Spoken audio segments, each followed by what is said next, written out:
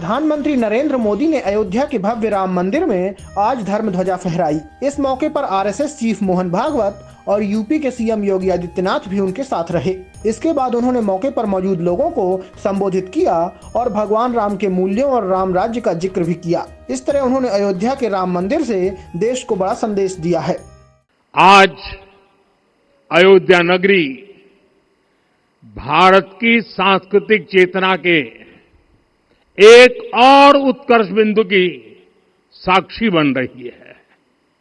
आज संपूर्ण भारत, संपूर्ण विश्व राममय है।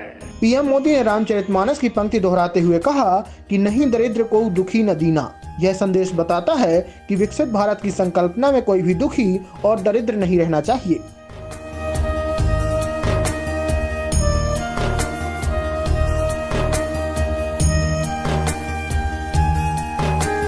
मोदी ने कहा कि हमारे राम भेद से नहीं भाव से जुड़ते हैं। उन्हें वंश नहीं मूल्य प्रिय है, उन्हें शक्ति नहीं संयोग मान लगता है।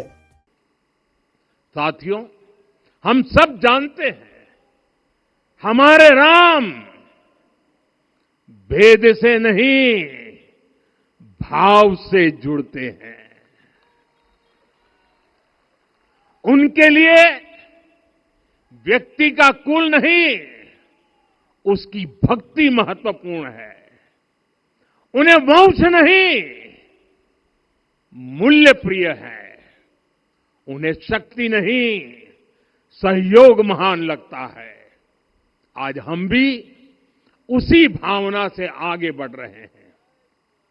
पिछले 11 वर्षों में महिला, दलित, पिछड़े, अति पिछड़े, आदिवासी, वंचित, किसान, श्रमिक, युवा, हर वर्ग को विकास के केंद्र में रखा गया। पिछले 11 वर्षों में महिला, दलित, पिछड़े, अति पिछड़े, आदिवासी, वंचित, युवा और किसान समेत सभी वर्गों के विकास को केंद्र में रखा गया है। जब देश का हर व्यक्ति और हर क्षेत्र सशक्त होगा तो देश राम राज्य की ओर बढ़ेगा। हमें आने वाले 1000 वर्षों के लिए भारत की नींव मजबूत करनी है। जो सिर्फ वर्तमान का सोचते हैं वे आने वाली पीढ़ियों के साथ अन्याय करते हैं। इसलिए क्योंकि जब हम नहीं थे ये देश तब भी था, जब हम नहीं रहेंगे ये देश तब भी रहेगा। हम एक जीवंत समाज हैं और हमें दूरदर्शिता के साथ काम करना होगा।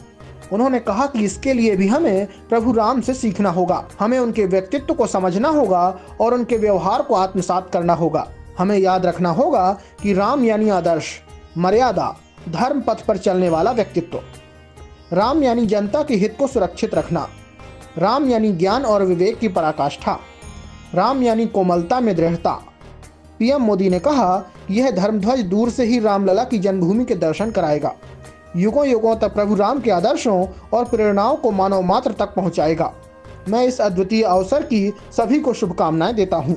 मैं उन भक्तों को भी प्रणाम करता हूं जिन्होंने राम मंदिर निर्माण के लिए सहयोग दिया।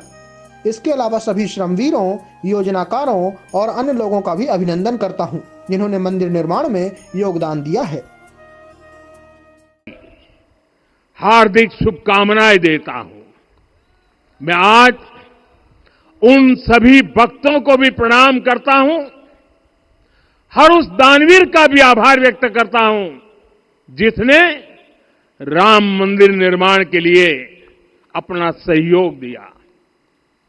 मैं राम मंदिर के निर्माण से जुड़े हर श्रमवीर, हर कारीगर, हर योजनाकार, हर वास्तुकार सभी का अभिनंदन करता हूं।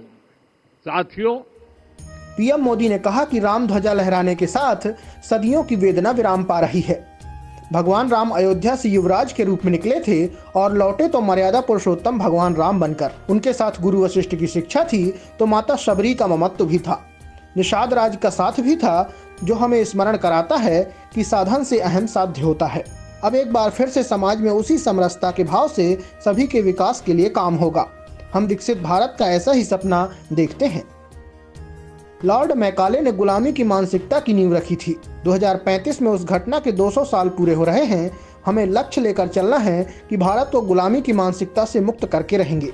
हालांकि मैकाले ने जो सोचा था उसका प्रभाव कहीं और ज्यादा व्यापक हुआ है। हमें आज़ादी तो मिली है, लेकिन हीन भावना से मुक्ति नहीं मिली है।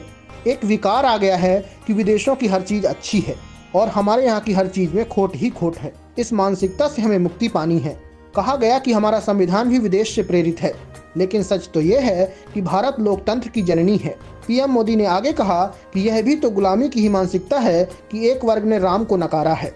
त्रेता युग में अयोध्या ने दुनिया को नीति दी और 21वीं सदी की अयोध्या दुनिया को विकास का मॉडल देगी। तो दोस्तों, आप अयोध्या कब जा रहे हैं, हमें कमेंट करके बताइए। खबर पसंद आई हो तो चैनल को लाइक, शेयर, सब्सक्राइब करना ना भूलें। धन्यवाद।